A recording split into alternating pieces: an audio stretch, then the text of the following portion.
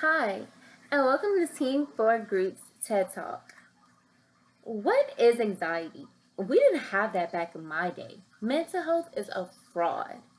You know, that's what one of the older women on my team with my current company said to me one day, and I'll be honest, it upset me.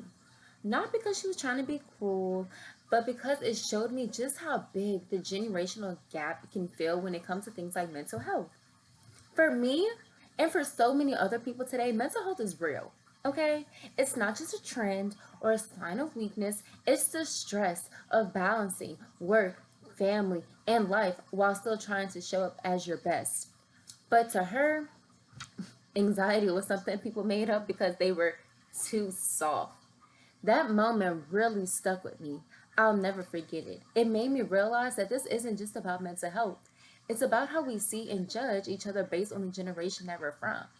We assume that boomers are tough and resilient, millennials are entitled, and Generation Z, fragile. But those labels aren't just unfair, they're wrong. The Harvard Business Review article is generational prejudice seeping into your workplace, but it's perfectly. These stereotypes aren't just based on science, they're based on mental shortcuts. It's so much easier to blame a generation for being lazy or being too sensitive than to just ask, what's really going on here? What does this person actually need to thrive? And here's what I've learned from working with students and colleagues of all ages.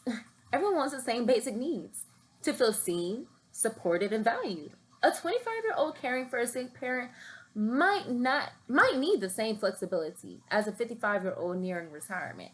A 60-year-old might crave meaningful work just as much as someone fresh out of college. So what if we just stop managing people based on what year they were born in and start asking, what stage of life are you in? What do you need right now to do your best work?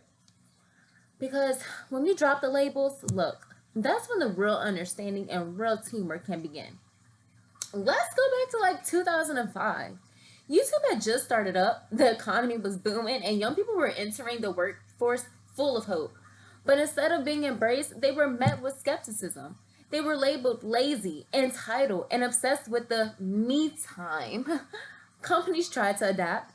They added ping pong tables, beer taps, and flexible hours, thinking that's what millennials needed. But as Harvard Business Review authors DePaul and Salvis rewind us back to the article, these efforts were based on flawed assumptions, not real data.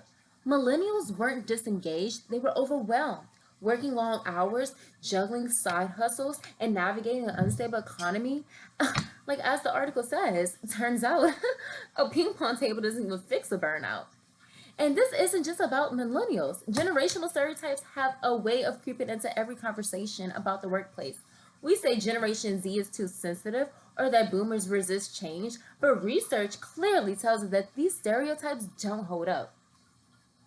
As King and Ryan back in 2019 pointed out, generational differences are work at small, thinking their big effects our behavior.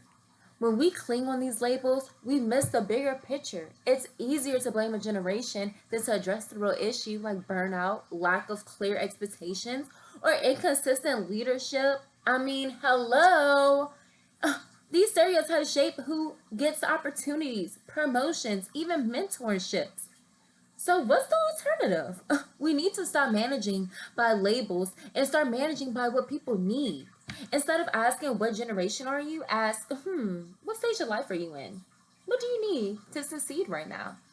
Flexibility isn't just for parents, mental health support isn't just for Generational Z, and meaningful work isn't just for millennials. It's a human thing. Companies can bridge divides by creating inclusive, flexible environments where all ages feel valued.